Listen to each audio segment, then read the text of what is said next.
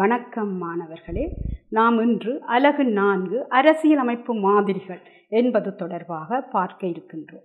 அரசியல் அமைப்பு மாதிரிகள் என்பது ஒரு நாட்டினுடைய ஒரு அடிப்படை சட்டத்தின் அடிப்படையில் அரசியல் அமைப்புகள் எவ்வாறு வகைப்படுத்தப்பட்டிருக்கின்றது என்பதனையே நாம் இன்றைய அலகில் ஒரு நாட்டினுடைய அதி உன்னத ஆவணமாக காணப்படுவது அரசியல் யாப்பாகும். இந்த அரசியல் யாப்புக்கு அமைவாகத்தான் உலகத்தில் இருக்கின்ற அரசியலமைப்பு மாதிரிகள் உருவாக்கப்பட்டிருக்கின்றன. அரசியல் யாப்பு என்பது ஒரு நாட்டினுடைய அதி உன்னத ஆவணமாக கொள்ளப்படுகின்றது. இவ்யாப்பு அரசாங்கத்தில் அரசியல் நிறுவனங்கள் எவ்வாறு உருவாக்கப்படுகிறது? அரசியல் நிறுவனங்கள் என்ற வகையிலே அரசு, அரசாங்கம், உள்ளூராட்சி அமைப்புகள் போன்றவற்றை நாம் குறிப்பிடலாம். இவை எவ்வாறு உருவாக்கப்படுகின்றது? அவற்றிற்கான அதிகாரங்கள் என்ன? நிறுவனங்களை எவ்வாறு மாற்றுவது? நிறுவனங்களுக்கும் மக்களுக்கும் இடையிலான தொடர்பு என்ன? அடிப்படை உரிமைகள், இவை யாவற்றையும் விளக்குவதுதான் அரசியல் யாப்பு என்று கூறுகின்றோம். ஒரு நாட்டில் அரசியல் யாப்பு இல்லாவிடில் அந்த நாட்டினுடைய நிலைமையை நாம் எண்ணி பார்க்க முடியாது. ஒவ்வொருத்தரும் அங்கு சர்வாதிகார ஆட்சி நிலை பெறுவதற்கு வாய்ப்பு ஏற்படும். அரசியல் யாப்பு இருப்பதனால்தான் அமைதியான முறையிலே ஆட்சி மாற்றங்கள் ஏற்படுகின்றது, மக்களுடைய உரிமைகள் பாதுகாக்கப்படுகிறது, நாட்டிலே சட்டம் ஒழுங்கு என்பது பாதுகாக்கப்படுகின்றது. இதனால் மக்களுக்கு பாதுகாப்பு கிடைக்கின்றது, நாடு அபிவிருத்தி அடைவதற்கு வழி ஏற்படுகின்றது. எனவே ஒரு நாட்டிற்கு இந்த அரசியல் அமைப்பு அல்லது அரசியல் யாப்பு என்பது மிக அவசியமான ஒன்றாக காணப்படுகின்றது. இந்த அரசியல் யாப்பின் அடிப்படை நாங்கள் உலகிலே காணப்படுகின்ற அரசாங்க மாதிரிகளை நாம் பகுத்து ஆய்வு செய்ய முடியும்.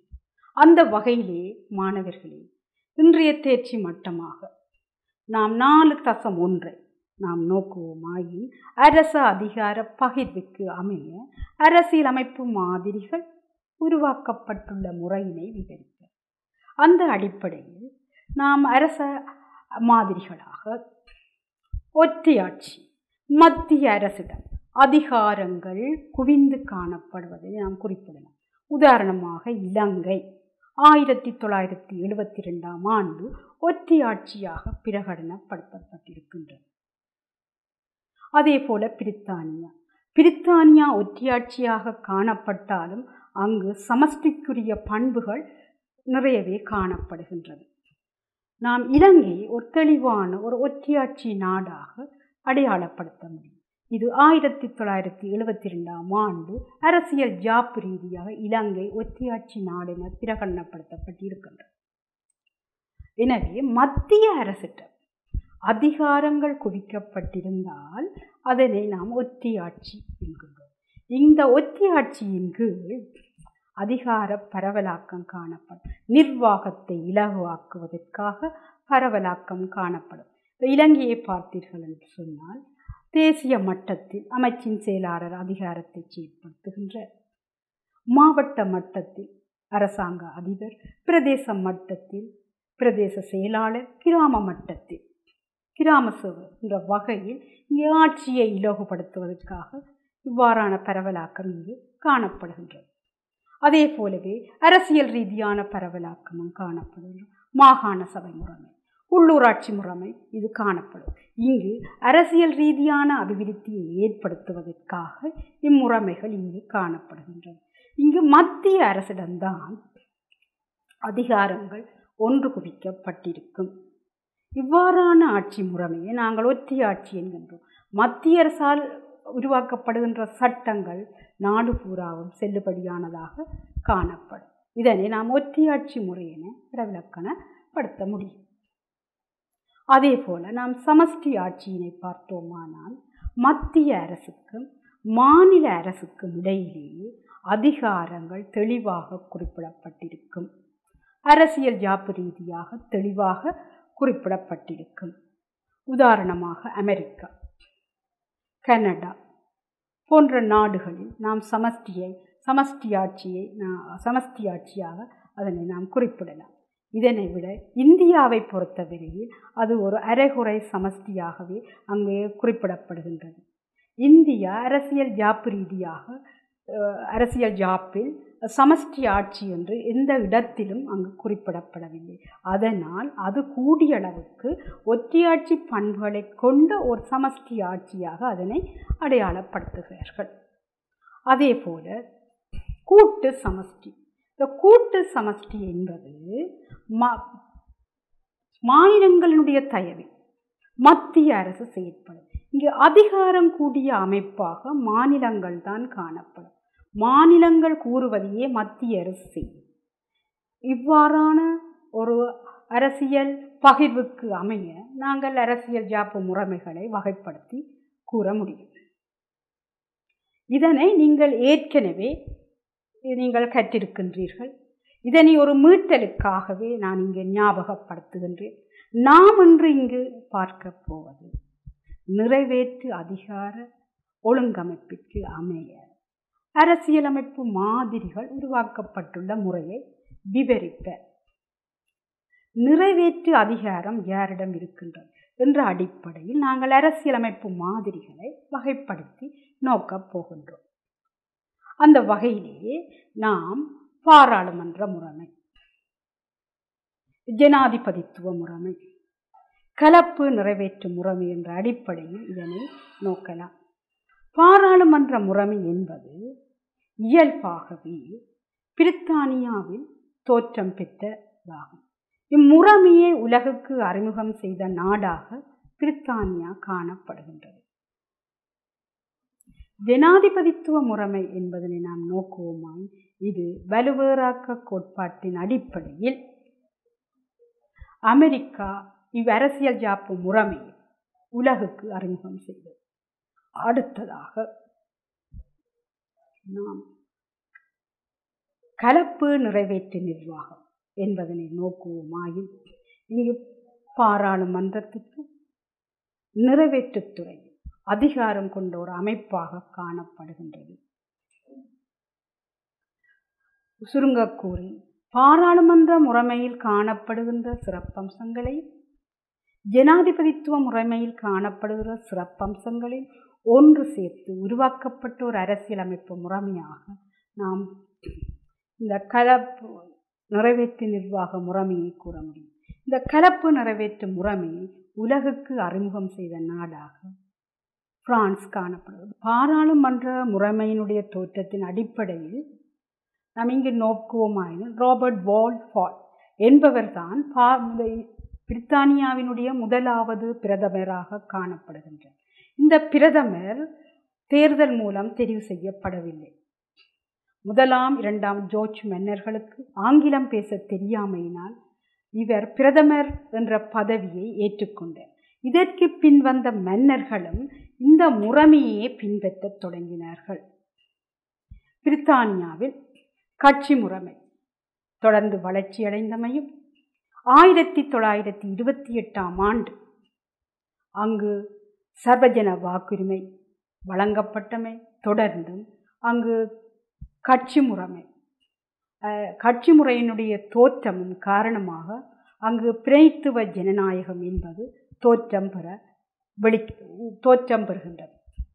அந்த பிரதித்துவ ஜனநாயகத்தினுடைய வளர்ச்சியின் காரணமாக பாராளுமன்ற முறைமை என்பது தோற்றம் பெறுகின்றது. இதற்கு பின்னர் இப்பிரதம மந்திரி பதவி என்பது தேர்தல் மூலம் கட்சி அடிப்படையில் போட்டியிட்டு பிரதமர் தெரிவு என்பது இடம்பெறுகிறது. இதற்கு முன்பு நாங்கள் ராபர்ட் வால்ஃபால் என்பவர் தேர்தல் மூலம் தெரிவு செய்யப்பட்டவர் அல்ல. அங்கு அவருக்கு அப்பதவி இயல்பாகவே கிடைத்த ஒன்றாக காணப்படுகிறது. 1928 அங்கு சர்வஜன வாக்குரிமை வழங்கப்பட்டதன் பின்பு அங்கு பிரதிநித்துவ கட்சி முறையினுடைய தோற்றமும் அங்கு பிரதித்துவ ஜனநாயகத்தை அங்கு தோற்றம் பெற தோற்றம் பெறுகின்றது. அதன் அடிப்படையில் கட்சி முறையின் அடிப்படையில் அங்கு பிரதமர் என்பவர் தெரிவு செய்யப்படுகின்றார்.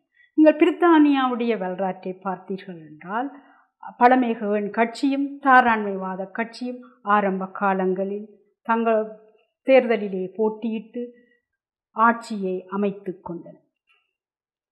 அதற்கு பின்பு தாராண்மைவாத கட்சி தொழிலாளர்களுடைய எழுச்சியின் காரணமாக அது பின்னடைவை தழுவ அங்கு தொழிற்கட்சி என்பது முக்கியத்துவம் பெறுகின்றது. அதனால் அங்கு தற்பொழுது நடைமுறையில் இருக்கின்றதாக தாராண்மைவாத பழமைவேன் கட்சியும் தொழிற்கட்சியும் என்று பிரித்தானிய வரலாற்றிலேயே தொடர்ச்சியாக ஆட்சியை கைப்பற்றி வருகின்றது. அந்த வகையிலே மாணவர்களே, இன்று நாம் பார்க்க போகின்ற தேர்ச்சி அடிப்படையில் உலகில் நிலவும் அரசியலமைப்பு மாதிரிகளின் அடிப்படையில் அரசியல் அமைப்புகளை பகுத்தாயும் ஆற்றலை வெளிப்படுத்துவர். அதனுடைய தேர்ச்சி மட்டமாக 4.1 அரசு அதிகார பகிர்வுக்கு அமைய அரசியலமைப்பு மாதிரிகள் உருவாக்கப்பட்டுள்ள முறையினை விவரிப்பார்.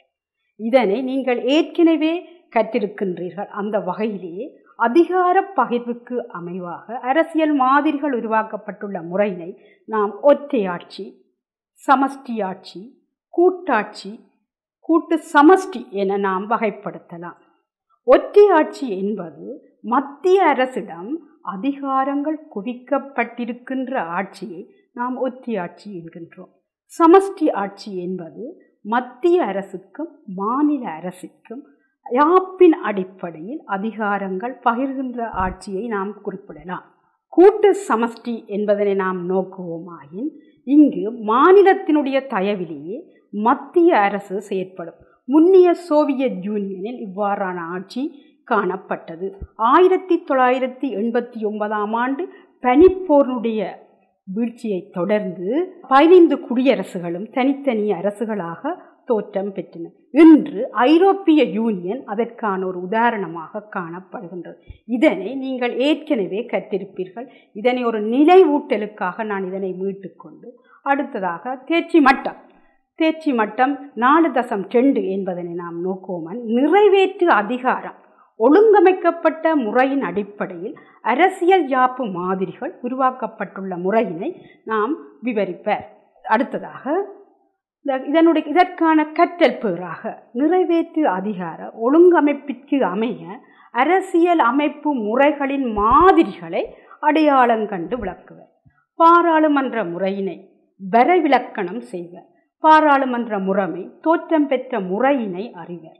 பாராளுமன்ற முறையின் இயல்புகளை அறிவர். பாராளுமன்ற அரசியலமைப்பு மாதிரிகளின் முக்கியத்துவத்தை மதிப்பிடுவர்.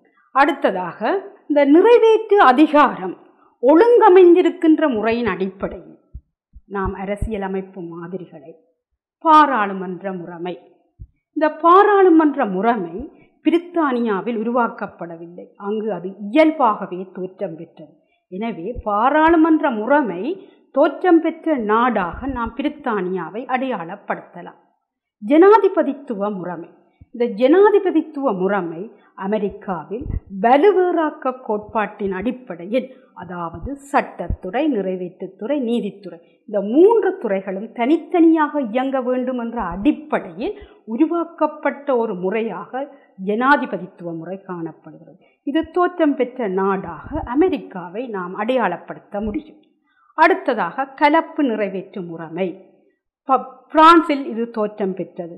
பிரான்சில் 5ஆம் குடியரசு யாப்பு வரை அங்கு ஒரு பாராளுமன்ற முறைமை சிறப்பாக இயங்கவில்லை. ஏனெனில் அங்கு பல கட்சி முறைமை காணப்பட்டமையினால் ஒரு பலமான அரசாங்கம் அங்கு தோற்றம் பெறவில்லை. இதனால் 1958ஆம் ஆண்டு டிகோல் என்பவரினால் பிரான்சில் இந்த கலப்பு நிறைவேற்று முறைமை அறிமுகம் செய்யப்பட்டது.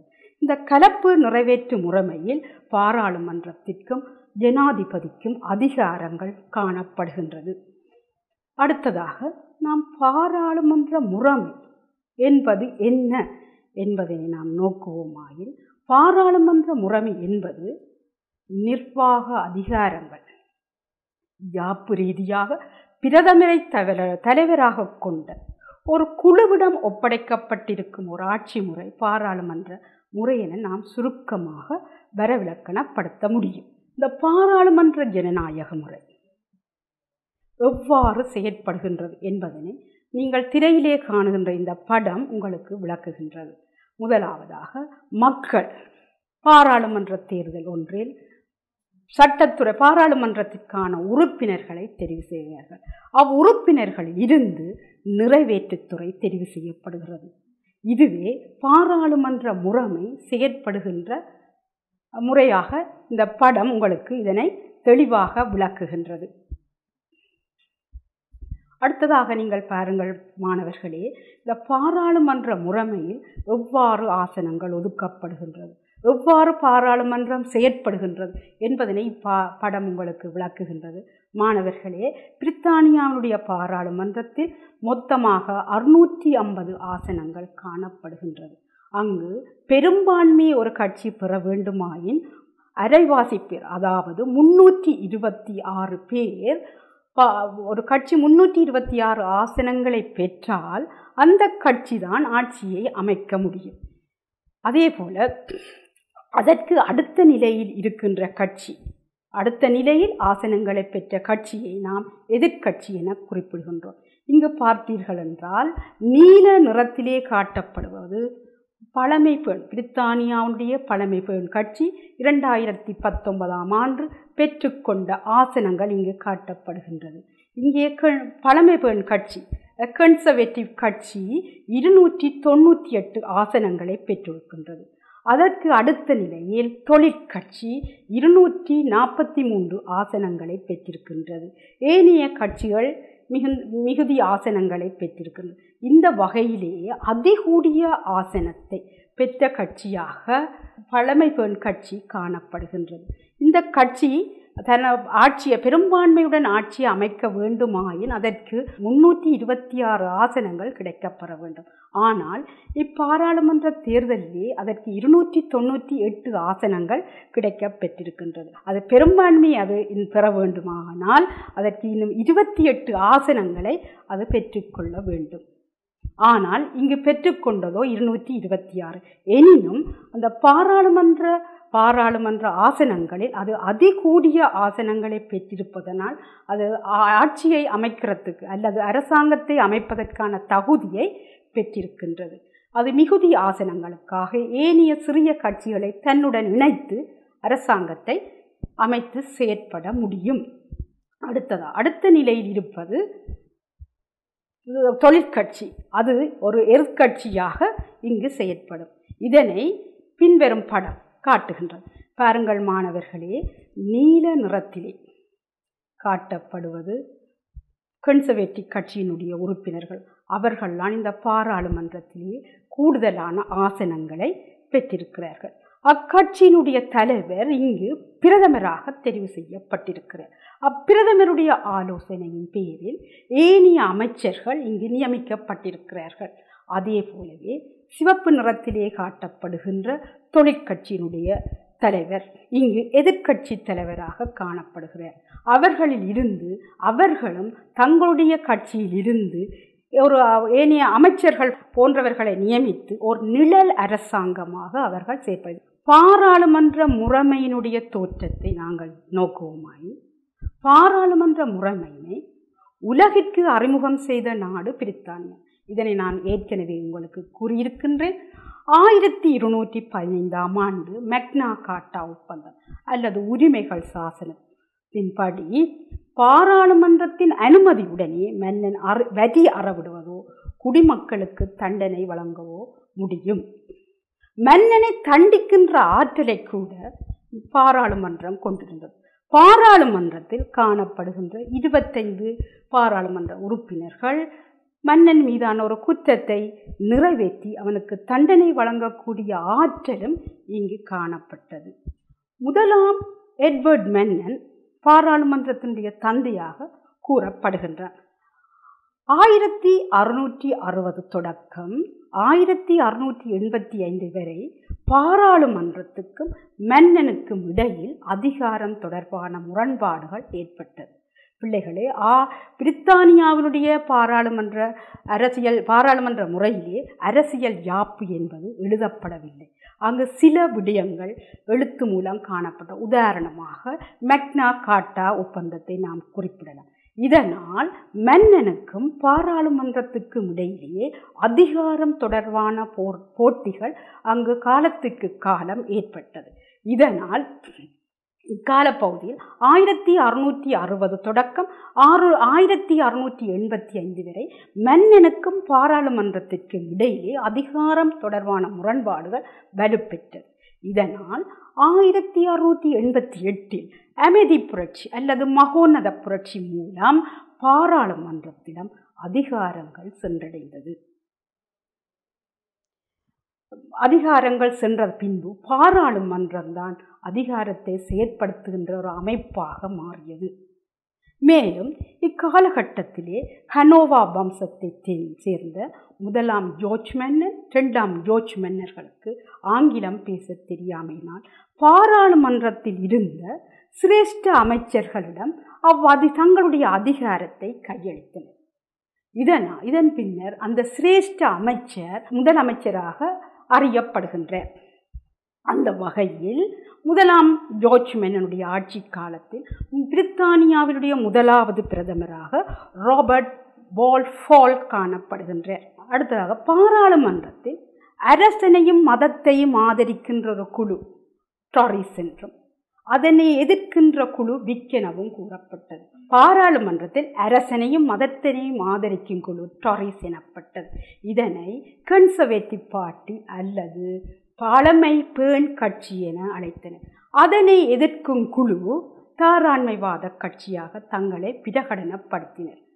கைத்தொழில் புரட்சி தொடர்ந்து தொழிலாளர் வர்க்கத்தினுடைய எழுச்சி அந்த தாராண்மைவாத கட்சி தன்னுடைய முக்கியத்துவத்தை இழக்க அங்கு தொழிற்கட்சி முக்கியத்துவம் பெறுகின்றது.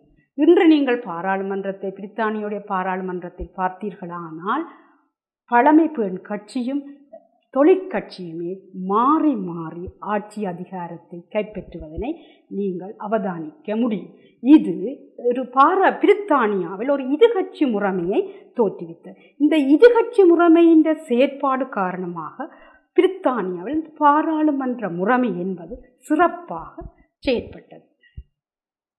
அதே போல இந்த தாராண்மைவாத கருத்துக்களுடைய எழுச்சி ஜான் லாக் அவர் தனது சிவில் அரசாங்கத்தினுடைய இரு உடன்படிக்கைகள் என்ற நூலில் அரசையும் அரசாங்கத்தையும் வேறுபடுத்தி மக்களுடைய இறமையை தெளிவுபடுத்தி கூறினார். இக்கருத்துக்களும் அக்காலகட்டத்தில் பாராளுமன்ற அரசாங்க முறையை தோற்றம் பெறுவதற்கான ஒரு சூழலை அங்கு ஏற்படுத்தி கொடுத்தது.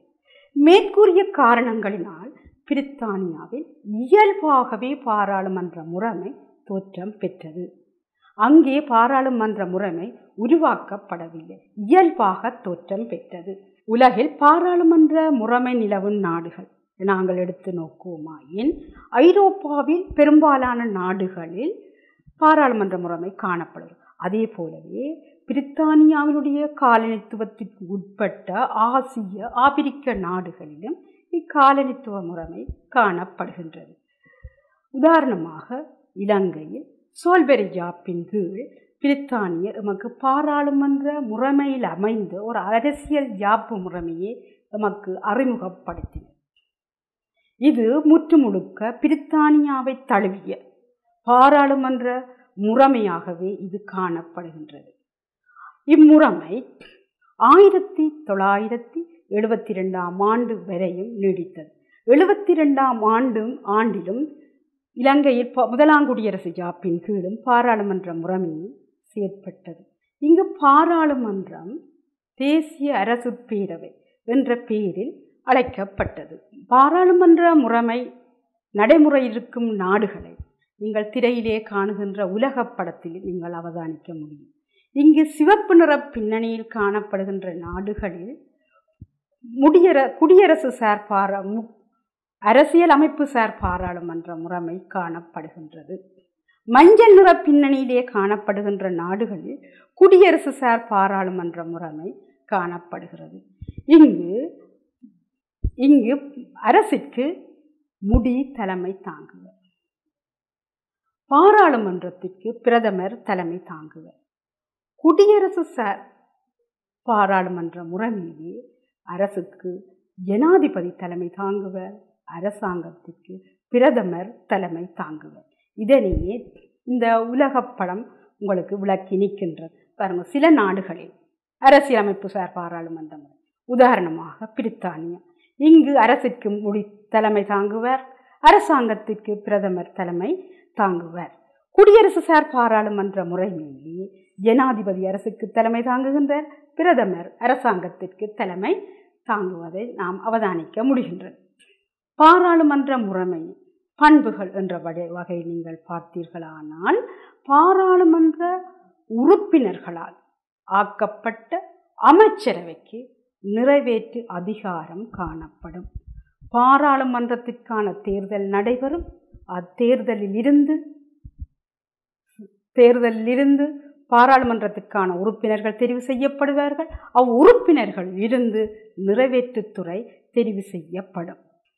அடுத்ததாக நாம் ஏற்கனவே விளங்கப்படுத்தியது போல், பாராளுமன்றத்தில் பெரும்பான்மை ஆதரவை பெற்றுக்கொள்ளும் கட்சி அல்லது கூட்டணியினுடைய தலைவரே பிரதமராக காணப்படுவர்.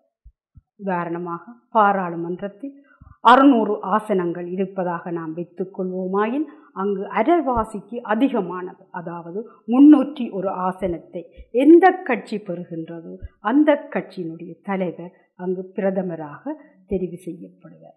பிரதமரும் அமைச்சரவையும் அரசாங்கத்தினுடைய உயிர் நாடியாக கொள்ளப்படுவர். பிரதமரும் அமைச்சரவையும் தான் அரசாங்கத்தை கொண்டு நடத்துபவர்களாக இங்கு காணப்படுவார்கள். நிறைவேற்றுத்துறை நேரடியாக சட்டத்துறையில் தங்கியிருப்பதோடு சட்டத்துறைக்கும் பொறுப்பு சொல்ல வேண்டும். ஏனெனில் சட்டத்துறையில் இருந்துதான் நிறைவேற்றுத்துறை தெரிவு செய்யப்படுவதனால் நிறைவேற்றுத்துறை தான் தெரிவு செய்த சட்டத்துறைக்கு பொறுப்பு கூற வேண்டிய தன்மை இந்த பாராளுமன்ற முறைமையில் காணப்படுகின்றது. கட்சி முறை அரசாங்கம் நடைமுறையில் இருக்கும்.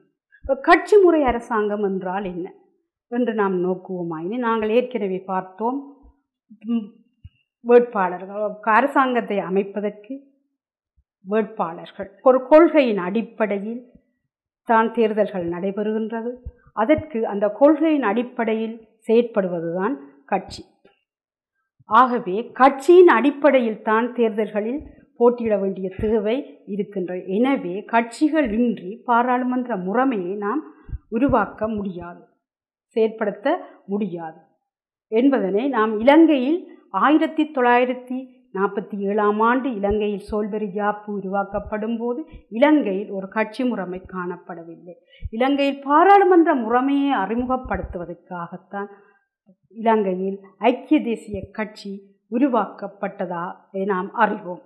அடுத்ததாக, இந்த பாராளுமன்ற முறைமையிலே காணப்படுகின்ற முக்கியமான அம்சமாக உண்மை நிர்வாகம் அல்லது அமைச்சரவை பதவி விலகும் போது சட்டத்துறையும் பதவி விலகும். அதேபோல் சட்டத்துறையும் கலையும் போது நிறைவேற்றுத்துறையும் கலைக்கப்படும். இது பாராளுமன்ற முறைமையில் காணப்படுகின்ற ஒரு முக்கியமான பண்பாக காணப்படும். ஏனெனில் பாராளுமன்றத்தில் இருந்துதான், சட்டத்துறையில் இருந்துதான் இங்கு நிறைவேற்றுத்துறை தெரிவு செய்யப்படுவதால் ஒன்றுக்கு ஒன்று பொறுப்பு கூற வேண்டிய தன்மை காணப்படுவதனால் இவ்வாறான நிலைமை இங்கு ஏற்படுகின்றது. அடுத்ததாக, கூட்டு பொறுப்பு காணப்படுவது. இங்கு தெரிவு செய்யப்பட்ட அமைச்சர்கள் அனைவரும் ஒத்துழைப்புடன் செயற்பட வேண்டும். அவ்வாறு அவர்களுக்கிடையிலேயே ஒத்துழைப்பு காணப்படாத விடத்து பாராளுமன்ற முறைமையினை நாம் செயற்படுத்த முடியாது. எனவே கூட்டு பொறுப்பு என்பதும் பாராளுமன்ற முறைமையில் ஒரு முக்கிய அம்சமாக இங்கு காணப்படுகிறது. அடுத்ததாக பார்த்தீர்களானால் மாணவர்களே, உண்மை நிர்வாகம், நாம நிர்வாகம் என்ற இரு நிர்வாகம் காணப்படுகின்றது. இங்கு உண்மை நிர்வாகம் என்பது பிரதமரையும் அமைச்சர்களையும் உள்ளடக்கியதை நாம் உண்மை நிர்வாகம் என்கின்றோம். இந்த உண்மை நிர்வாகம் என்பது மக்களினால் தேர்தல் மூலம் தெரிவு செய்யப்படுகின்றது. அடுத்ததாக, நாம நிர்வாகம் என்பதனை நாம் நோக்குவோமாயின் இது அரசுக்கு தலைமை தாங்குகின்றது. இந்த நாம நிர்வாகம் உண்மை நிர்வாகத்தினுடைய ஆலோசனையின் பேரிலேயே செயற்படும். உதாரணமாக பாராளுமன்றத்தை கலைத்தல் அல்லது கூட்டுதல், ஒத்திவைத்தல் போன்ற நிகழ்வுகளை உண்மை நிர்வாகம் ஆலோசனையின் பேரில் இங்கு முடி நிறைவேற்றுவர். இந்த படத்தை நீங்கள் பார்த்தீர்களானால் பிரித்தானியாவில் உண்மை நிர்வாகியாக பிரதமர் காணப்படுகிறார் போரிஸ் ஜான்சன். நாம நிர்வாகியா பிரித்தானிய முடி காணப்படுகின்றார். இவர் அதிகாரம் மிக்கவராக இல்லை. இவர் பேரளவில் தனது அதிகாரத்தை செயற்படுத்துபவராக காணப்படுகிறார். இந்த முடி பரம்பரையாக பிரித்தானியாவில் செயற்பட்டு வருகின்றது. இந்த பிரித்தானிய மகாராணி இன்று வரை பிரித்தானியாவினுடைய அரசினுடைய தலைவராக செயற்பட்டு வருகின்றார். இந்தியாவை நீங்கள் பார்த்தீர்களானால் இங்கு உண்மை நிர்வாகி பிரதமராக காணப்படுகின்றார். இந்த பிரதமர் நரேந்திர மோடி. நாம நிர்வாகியாக ஜனாதிபதி காணப்படுகிறார். உண்மை நிர்வாகியாக இந்த பிரதமர் அரசாங்கத்திற்கு தலைமை தாங்க, நாம நிர்வாகியாகிய ஜனாதிபதி அரசுக்கு தலைமை தாங்குகின்றார். இது குடியரசு சார் பாராளுமன்ற முறையில் காணப்படுகின்ற அம்சமாகும். நாங்கள் ஏற்கனவே பார்த்த பிரித்தானியாவை நாங்கள் நோக்குவோமாயின் அது கான்ஸ்டிடியூஷனல் மொனார்கி அல்லது குடியரசு சார் அரசியல் அமைப்பு என நாம் அதனை வரவிலக்கணப்படுத்தலாம். பாராளுமன்ற முறைமையில் நிறைவேற்றுத்துறையினை அதிகாரத்திலிருந்து நீக்குவதற்கு சட்டத்துறைக்குள்ள இயலுமை என்ற வகையில் நாம் பார்ப்போமானால் நம்பிக்கையில்லா பிரேரணையை நிறைவேற்றுதல். நம்பிக்கையில்லா பிரேரணை என்பது பாராளுமன்ற உறுப்பினர்களுக்கு அமைச்சரவை மீது நம்பிக்கையின்மை ஏற்பட்டால் அவர்கள் ஒரு பிரேரணையை கொண்டு வந்து அதனை பாராளுமன்றத்தில் நிறைவேற்றுவதன் மூலம் அந்த அமைச்சரவையை பதவி நீக்கம் செய்யலாம். உதாரணமாக பாராளுமன்ற முறைமையில் பிரதமரை பதவி நீக்குவதற்கு இந்த நம்பிக்கையில்லா பிரேரணை தான் பயன்படுத்தப்படுகின்றது. அரசாங்க கொள்கை விளக்க உரை தோல்வியடைதல். ஒரு பாராளுமன்ற தேர்தலின் பின்பு தெரிவு செய்யப்படுகின்ற அரசாங்கம் தான் எதிர்காலத்தில் செய்யப்படுகின்ற திட்டங்கள், தன்னுடைய செயற்பாடுகள் எவை என்பது தொடர்பாக பாராளுமன்றத்திலே ஒரு விளக்க உரையை முன்வைக்கும். அந்த கொள்கை விளக்க உரை பாராளுமன்ற உறுப்பினர்களால் தோற்கடிக்கப்பட்டால் அப்பாராளுமன்றம் அந்த நிறைவேற்றுத்துறை கலைக்கப்படும்.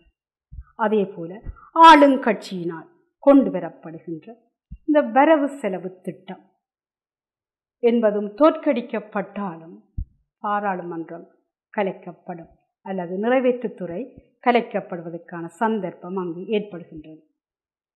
அதே போல் அரசாங்கத்தினுடைய முக்கிய சட்டங்கள் சட்டத்துறையில் தோல்வியடைதல். அரசாங்கத்தினுடைய முக்கிய சட்டங்கள் பாராளுமன்றத்திலே 3/2 பெரும்பான்மையுடன் நிறைவேற்றப்படுதல் வேண்டும். அவ்வாறு நிறைவேற்றப்படாத விடத்து அது தோற்கடிக்கப்பட்டால் நிறைவேற்றுத்துறை அல்லது சட்டத்துறை இருந்து நிறைவேற்றுத்துறை கலைப்பதற்கான சந்தர்ப்பம் ஏற்படும். உதாரணமாக ஒரு பாராளுமன்றத்திலே 600 உறுப்பினர்கள் இருப்பார்களாயின் அங்கில் 3/2 பங்கு என்பது 400ஆக காணப்படுகின்றது. 400 அங்கத்தவர்கள் ஆதரித்தால் மட்டுமே அந்த சட்ட மூலம் நிறைவேறும். இது முக்கியமான சட்டங்களுக்கு பொருந்தும். உதாரணமாக ஒரு அரசியல் ஜாப்பை மாற்றுவதாக இருந்தால் நாட்டில் ஒரு முக்கியமான சட்டத்தை கொண்டு வந்து அதனை அமல்படுத்த வேண்டுமாக இருந்தால் பாராளுமன்ற உறுப்பினர்களில் 3/2 பெரும்பான்மையினர் அங்கு ஆதரவு அளிக்க வேண்டும்.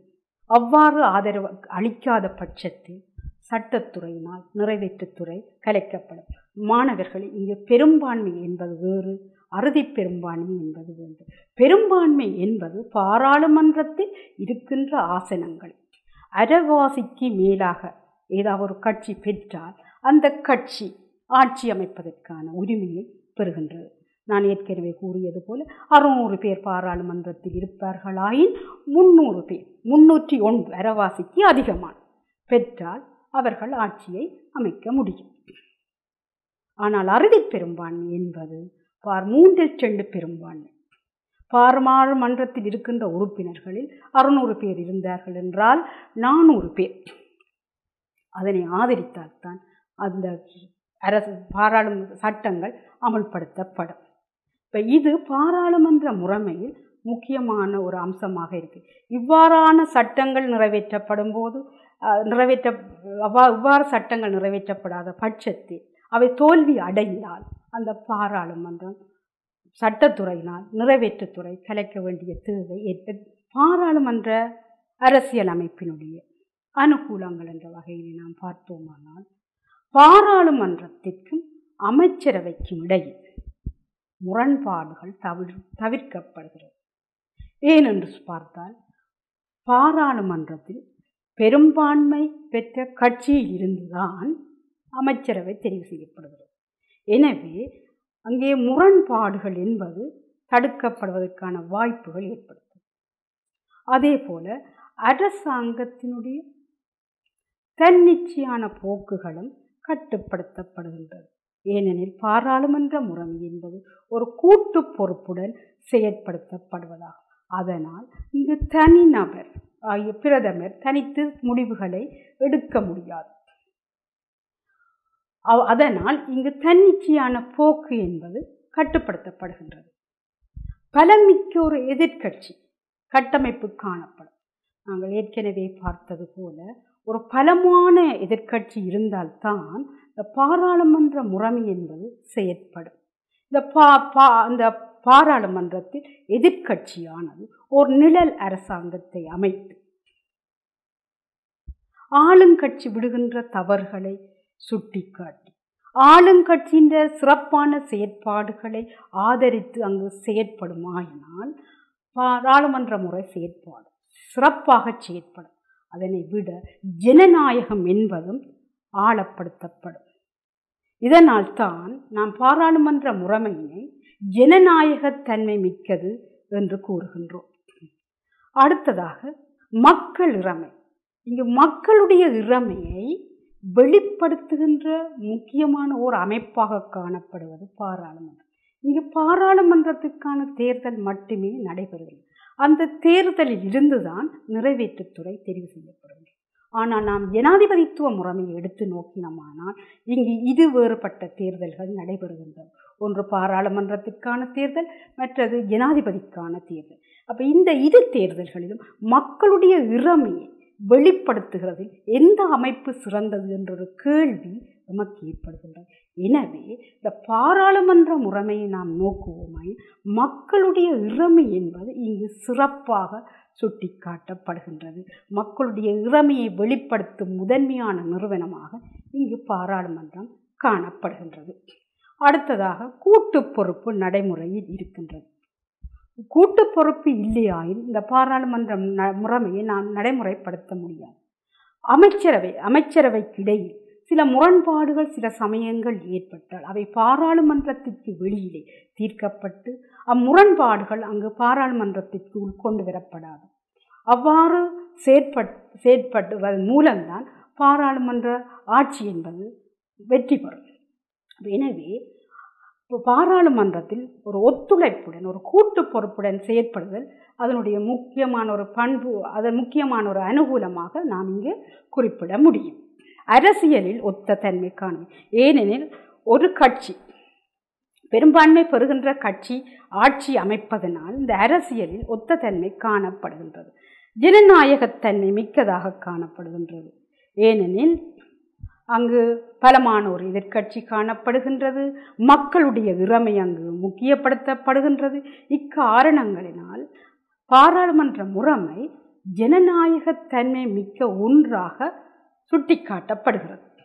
அடுத்ததாக சட்டத்துறையும் நிறைவேற்றுத்துறையும் ஒரே தேர்தலில் தான் தெரிவு செய்யப்படுகின்றது. இதனால் இங்கு மக்களுடைய இறைமையும் ஒரே அமைப்பின் மூலம் வெளிப்படுத்தப்படுகின்றது. செலவு குறைந்த ஒரு ஆட்சி முறையாகவும் இதனை நாம் கூறலாம். பொதுமக்களுக்கும் அமைச்சரவைக்கும் நெருங்கிய தொடர்பு இங்கு காணப்படுகிறது. ஏனெனில் பொதுமக்களுடைய இறைமையை பிரதிபலிக்கின்றது இந்த பாராளுமன்றம். இந்த பாராளுமன்றத்திற்கு மக்கள் தமது பிரதிநிதிகளை தெரிவு செய்வதன் மூலம் மக்களுக்கும் பிரதிநிதிகளுக்கும் இடையிலான அந்த தொடர்பு என்பது நெருக்கமாக இங்கு காணப்படுகின்றது. அடுத்ததாக இந்த பாராளுமன்ற அமைப்பினுடைய பிரதிகூலங்கள் என்ற வகையிலே நாம் நோக்குவோமாயின் வலுவேறாக்க கொள்கை பாதிக்கப்படும். வலுவேறாக்கம் என்பது சட்டத்துறை, நிறைவேற்றுத்துறை, நீதித்துறை, இந்த 3 துறைகளும் வெவ்வேறாக்கப்பட வேண்டும் என்பதாகும். ஆனால் இங்கே பாராளுமன்ற முறையில் நாம் எடுத்து நோக்குவோமாயின் சட்டத்துறையில் இருந்துதான் நிறைவேற்றுத்துறை தெரிவு செய்யப்படுவதும், சட்டத்துறைக்கு நிறைவேற்றுத்துறை பொறுப்பு கூறுவதும், சட்டத்துறை அல்லது நிறைவேற்றுத்துறை பதவி விலகும் போது பாராளுமன்றம் கலைக்கப்படும் தன்மை காணப்படுவதால் வலுவேறாக்கத்திற்கு பதிலாக வலுவான ஒரு தொடர்பு இந்த பாராளுமன்ற முறைமையில் காணப்படுகின்றது. இதனால் இந்த வலுவேறாக்க கோட்பாடு அல்லது அதிகார வேறாக்க கோட்பாடு என்பது இங்கு பாதிப்புக்கு உள்ளாகின்ற தன்மையை நாம் காணக்கூடியதாக இருக்கின்றது. அடுத்ததாக கட்சி முறையின் ஆதிக்கம் இங்கு காணப்படும். பாராளுமன்ற முறைமை செயற்படுவதற்கு நாங்கள் ஏற்கனவே பார்த்தது போல் கட்சி முறைமை என்பது முக்கியமானதாக காணப்படுகிறது. எனவே பாராளுமன்றத்தில் பெரும்பான்மை பெற்ற கட்சியினுடைய ஆதிக்கம் இங்கு அதிகரிப்பதற்கு காரணமாக அமைகின்றது. குறிப்பாக ஏதாவது ஒரு கட்சி பாராளுமன்றத்தில் அறுதி பெரும்பான்மையை பெற்றால் அக்கட்சியினுடைய ஆதிக்கம் மேலோங்குவதற்கான சந்தர்ப்பமும் இங்கு காணப்படுகின்றது. அடுத்ததாக நாங்கள் பார்ப்போமானால் வினைத்திறன் குறைந்த நிறைவேற்றுத்துறை காணப்படுகிறது. இப்போ இருகட்சி முறைமையின் அடிப்படையில் அறுதி பெரும்பான்மையை பெற்று ஒரு அரசாங்கம் அமையுமாயின் அது வினைத்திறனுடையதாக அங்கு காணப்படலாம். ஆனால் பல கட்சிகள் எந்த ஒரு கட்சியும் அங்கே பெரும்பான்மையை பெறாது ஏனைய கட்சிகளுடன் இணைந்து ஆட்சியை அமைக்கும் பட்சத்தில் அது ஒரு வினைத்திறன் குறைந்த ஒரு அமைச்சரவையாகவே காணப்படும். ஏனெனில் பல்வேறுபட்ட கட்சிகள் அங்கு ஒன்றிணைந்த ஒவ்வொரு கட்சியினுடைய விருப்பங்கள், தேவைகள், கொள்கைகளுக்கு ஏற்ப அவர்கள் விட்டு கொடுக்க வேண்டிய தன்மை காணப்படுவதனால் இந்த நிறைவேற்றுத்துறை ஒரு வினைத்திறன் குறைந்த ஒன்றாக விட்டு கொடுப்புகளுடன் கூடி செயற்பட வேண்டிய தேவை இங்கு ஏற்படுகிறது. இதனால் இது ஒரு வினைத்திறன் குறைந்த ஒரு அரசியல் அமைப்பாக முறையாக நாம் இதனை கூறலாம். அதைத்தான் கூட்டரசாங்கம், பல்வேறு கட்சிகள் இணைந்து ஒரு கூட்டரசாங்கம், தனித்து ஒரு கட்சி அரசாங்கத்தை அமைக்காது பல்வேறுபட்ட கட்சிகள் அங்கே பெரும்பான்மைக்காக இணைந்து ஆட்சியை அமைக்குமாயின் இங்கு ஒரு உறுதியற்ற ஒரு அரசாங்கமே தோற்றம் பெறும். தீர்மானம் எடுப்பதில் காலதாமதம் காணப்படும். இங்கு தனித்து ஒருவர் முடிவெடுப்பதில்லை, இங்கு கூட்டாகவே இங்கு முடிவெடுப்பதனால் தீர்மானங்கள் எடுப்பதில் இங்கு காலதாமம் ஏற்படும். ஒரு தீர்மானம் எடுப்பது ஆயின் சட்டத்துறையிலே பல்வேறுபட்ட விவாதங்கள் நடைமுறைப்படுத்தப்பட்டு அதன் அடிப்படையில் பாராளுமன்றத்தினுடைய ஒப்புதலின் அடிப்படையில் இங்கு தீர்மானங்கள் எடுக்கப்பட வேண்டிய தேவை காணப்படுவதனால் அந்த தீர்மானம் எடுப்பதில் காலதாமதத்தை எதிர்நோக்குகின்றது. அமைச்சரவை சர்வாதிகாரம் ஏற்படுவதற்கான வாய்ப்பும் இங்கு காணப்படுகின்றது. குறிப்பாக ஏதாவது ஒரு கட்சி பெரும்பான்மையை பெற்று ஆட்சி அமைக்குமாயின் அந்த கட்சி யாழை தெரிவு செய்யப்பட்ட அமைச்சர்கள் ஒரு சர்வாதிகார போக்கூடியவர்களாகவும் செயற்படுவதற்கான சந்தர்ப்பம் இந்த பாராளுமன்ற முறைமையிலே காணக்கூடியதாக இருக்கிறது. அதே போல அடுத்ததாக சட்டத்துறை கலையும் போது நிறைவேற்றுத்துறையும் கலையும். இதனால் அரசாங்கத்திற்கான ஒரு தொடர்ச்சித்தன்மை அல்லது போனால் அடிக்கடி தேர்தல்கள் நடைபெறுவதற்கான வாய்ப்பும் இம்முறையிலே நாம் காணக்கூடியதாக இருக்கின்றது. நாம் இதுவரை பாராளுமன்ற முறைமை என்றால் என்ன, பாராளுமன்ற முறைமை எவ்வாறு தோற்றம் பெற்றது, பாராளுமன்ற முறைமையினுடைய பண்புகள் எவை, பாராளுமன்ற முறைமையினுடைய அனுகூலங்கள் எவை, பிரதிகூலங்கள் எவை, பாராளுமன்றத்தை கலைப்பதற்கு சட்டத்துறைக்குரிய இயலுமை எவ்வாறானது என்பவற்றை நாம் இங்கு பார்த்தோம். இந்த பாராளுமன்ற முறைமை வெற்றி பெற வேண்டுமாயின் இது கட்சி முறைமை காணப்பட வேண்டும். இன்று பிரித்தானியாவில் இருகட்சி முறைமை காணப்படுவதனால் தான் இன்று வரையும் அங்கு பாராளுமன்ற முறைமை சிறப்பாக செயற்படுகின்றது. அத்துடன் அங்கு பாராளுமன்ற முறைமை இயல்பாக தோற்றம் பெற்றது. அதனுடன் அங்கு ஒரு வளர்ச்சி அடைந்த இல்லை ஒரு முதிர்ச்சி அடைந்த ஒரு அரசியல் கலாச்சாரம் அங்கு காணப்படுவதனால் அங்கு பாராளுமன்ற முறைமை வெற்றி பெறுகின்றது. ஆனால் இப்போ ஏனைய நாடுகளை பொறுத்தவரையில் இப்போ இலங்கையில் பாராளுமன்ற முறைமை இங்கு அறிமுகப்படுத்தப்பட்டது. ஆனால் இந்த பாராளுமன்ற முறைமையானது இங்கு தோல்வியை கண்டுள்ளது. அதனால் தான் 1978 ஆண்டு இலங்கையில் ஒரு உறுதியான அரசாங்கத்தை ஏற்படுத்த வேண்டும் என்பதற்காக J.R. ஜெயவர்தனா அவர்களினால் இங்கு நிறைவேற்று அதிகாரம் கொண்ட ஒரு கலப்பு நிறைவேற்று நிர்வாக முறைமை உருவாக்கப்பட்டது. இதே நிலைமைதான் பிரான்சிலும் காணப்பட்டது. பிரான்சில் 1958 ஆண்டு வரை அங்கு பல கட்சி முறைமையில் பாராளுமன்ற முறைமை இங்கு சிறப்பாக செயற்படவில்லை. எனவே அங்கே ஒரு உறுதியான அரசாங்கத்தை ஏற்படுத்துவதற்காக அங்கு ஒரு நிறைவேற்று நிர்வாகம் ஜனாதிபதித்துவ முறைமையை அடிப்படையாக கொண்ட ஒரு கலப்பு நிறைவேற்று முறைமை அங்கு அறிமுகம் செய்யப்பட்டது. எனவே இருகட்சி முறை காணப்படுகின்ற நாடுகளில் இந்த பாராளுமன்ற முறைமை வெற்றிகரமாக செயற்படுவதனை நாம் அவதானிக்க முடிகின்றது. அதே போல கூட்டு பொறுப்பு ஒத்துழைப்புடன் செயற்படுதல் வேண்டும். இந்த கூட்டு பொறுப்பு பாராளுமன்ற முறைமையில் காணப்படாத விடத்து பாராளுமன்றம் அடிக்கடி கலைக்கப்படும். அடிக்கடி அங்கே பாராளுமன்றத்துக்கான தேர்தல்கள் நடைபெற வாய்ப்புண்டு. இதனால் ஒரு வளர்முக நாடுகளை பொறுத்தவரை அல்லது அபிவிருத்தி அடைந்து வரும் நாடுகளை பொறுத்தவரை அவை பெரும் நிதி ரீதியான பிரச்சனைகளுக்கு முகம் கொடுக்க வேண்டி ஏற்படும். எனவே இது பலமான ஒரு கூட்டு பொறுப்பு காணப்பட்டால்தான் பாராளுமன்ற முறைமை வெற்றி பெற முடியும். அதே போல எதிர்க்கட்சி என்பது ஒரு நிழல் அரசாங்கமாக செயற்பட வேண்டும். ஆளுங்கட்சி செய்கின்ற எல்லாவற்றையும் குறை கூறுவதோ தான் அதிகாரத்தை பிடிப்பதற்காக இன மத ரீதியான பிளவுகளை ஏற்படுத்துவது எதிர்க்கட்சியினுடைய வேலையாக இருக்கக்கூடாது. நாட்டினுடைய அபிவிருத்தியை கருத்தில் கொண்டு ஒரு நிழல் அரசாங்கமாக எதிர்க்கட்சி செயற்படும் போது அங்கு பாராளுமன்ற முறைமை வெற்றியளிக்கும். எனவே மாணவர்களே, பாராளுமன்ற முறைமை தொடர்பாக நான் உங்களுக்கு பூரண விளக்கத்தை தந்திருப்பேன் என நினைக்கின்றேன். மாணவர்களே, நாம் இன்று பாராளுமன்ற முறைமை பாராளுமன்ற முறைமையை இன்று நாங்கள் பார்த்திருக்கின்றோம். இந்த பாராளுமன்ற முறைமை பிரித்தானியாவிலே இயல்பாகவே தோற்றம் பெற்றது. அங்கு பாராளுமன்ற முறைமை அரசியல் ஜாப்பு ரீதியாக அங்கு உருவாக்கப்படவில்லை. அங்கு காணப்பட்ட சூழ்நிலைகளுக்கு ஏற்ப அது பாராளுமன்ற முறைமை அங்கு வளர்ச்சி அடைந்ததை நாங்கள் அவதானிக்கின்றோம். இந்த பாராளுமன்ற முறைமை என்றால் என்ன என்பது உங்களுக்கு தெரியும். பாராளுமன்றத்தில் ஆட்சி அதிகாரம் ஒரு தேர்தல் மூலம் தெரிவு செய்யப்படுகின்ற உறுப்பினரிடம் அரசியல் ஜாப்பு ரீதியாக நாம் ஒப்படைப்போமாயின் அதனை நாம் பாராளுமன்ற முறைமை என அடையாளப்படுத்தலாம். இந்த பாராளுமன்ற முறைமை செயற்படுவதற்கு அரசியல் கட்சி முறைமை அங்கு காணப்பட வேண்டும்.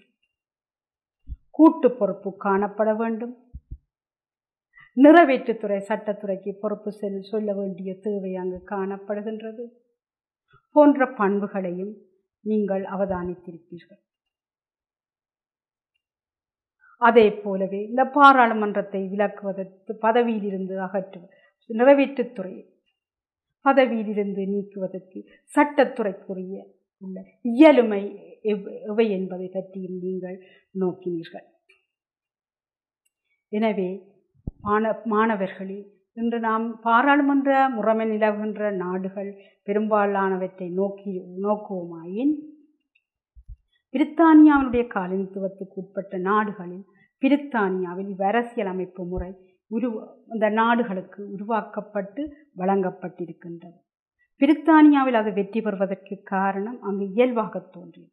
இது இன்னொரு பிரித்தானியாவில் ஏனைய நாடுகளுக்கு உருவாக்கி கொடுக்கப்பட்டமையினால் இந்த நாடுகளினுடைய அரசியல் கலாச்சார சூழ்நிலைகளுக்கு ஏற்ப அது பல்வேறுபட்ட முரண்பாடுகளையும் பிரச்சனைகளையும் இன்று நாம் எதிர்நோக்கி கொண்டிருப்பதனை நாம் காண்கின்றோம். அதனால் சில நாடுகள் இம்முறைமையிலிருந்து விலகி தங்கள் ஒரு உடனடியாக தீர்மானத்தை அல்லது விரைந்த தீர்மானத்தை எடுப்பதற்காக ஜனாதிபதித்துவ முறைமையை நோக்கி பயணிக்கின்றன. எனவே மாணவர்களே, அடுத்த பாடத்தில் நாம் ஜனாதிபதித்துவ முறைமை தொடர்பாக நோக்கும். அதுவரையும் உங்களிடமிருந்து